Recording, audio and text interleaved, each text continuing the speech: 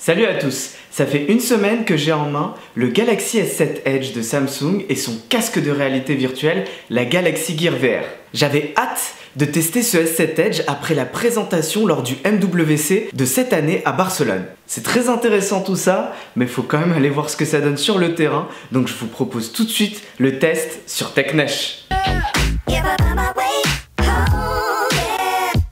Le Galaxy S7 Edge est un vrai monstre de puissance, il a des caractéristiques exceptionnelles dignes d'un smartphone de 2016. Il affiche un magnifique écran de 5,5 pouces, un processeur très puissant, 4 Go de RAM, 32 Go de stockage, un appareil photo 12 mégapixels et une grosse batterie. Chez Samsung, des caractéristiques haut de gamme impliquent forcément un prix haut de gamme, voire très haut de gamme, puisque le S7 Edge est proposé à 800 €. On commence ce test par le design du téléphone qui doit vous rappeler le S6 Edge Plus sorti l'an dernier. Que ce soit la face avant avec le bouton d'accueil, l'emplacement des boutons de volume sur la tranche gauche de l'appareil, le port jack 3,5 mm pour l'audio, le port micro USB et la grille pour le speaker sur le bas de l'appareil, le bouton on-off sur la tranche droite de l'appareil et bien sûr le magnifique écran incurvé qui fait tout le charme de ce téléphone. Seule différence, c'est l'appareil photo qui est beaucoup moins proéminent au dos de l'appareil et le format qui est un parfait compromis entre taille de l'écran et compacité du téléphone. Mais surtout la grosse nouveauté de ce S7 Edge, c'est le retour du port micro SD et la résistance à l'eau.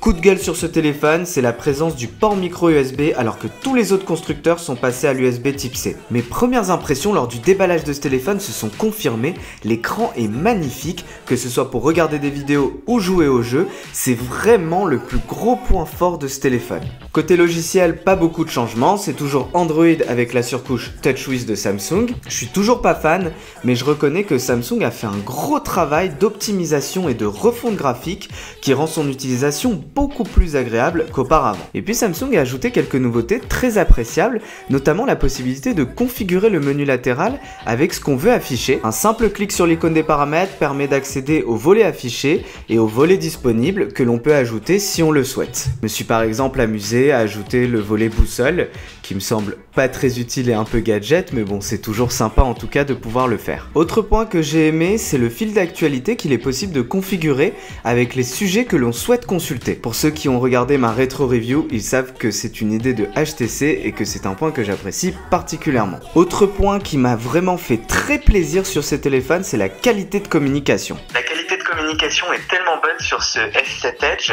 que j'appelle tous mes amis pour leur demander s'ils m'entendent bien.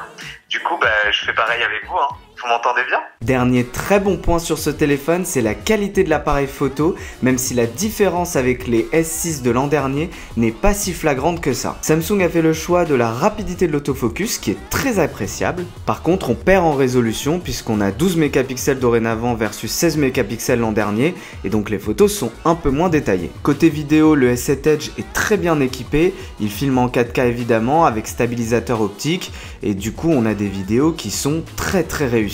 Ce Galaxy S7 Edge est à l'image de sa présentation lors du Mobile World Congress, sans surprise.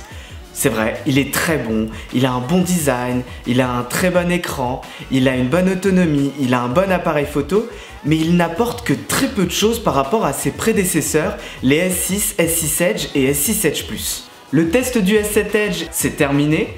Si vous avez aimé la vidéo, n'hésitez pas à cliquer sur le pouce vers le haut qui se trouve juste en dessous. Sinon, faites-le moi savoir dans les commentaires. Très prochainement, on aura la partie gaming de ce Samsung S7 Edge et surtout le casque de réalité virtuelle que j'avais hâte de tester et que je voulais vous montrer. En attendant, je vous dis à bientôt sur TechNesh.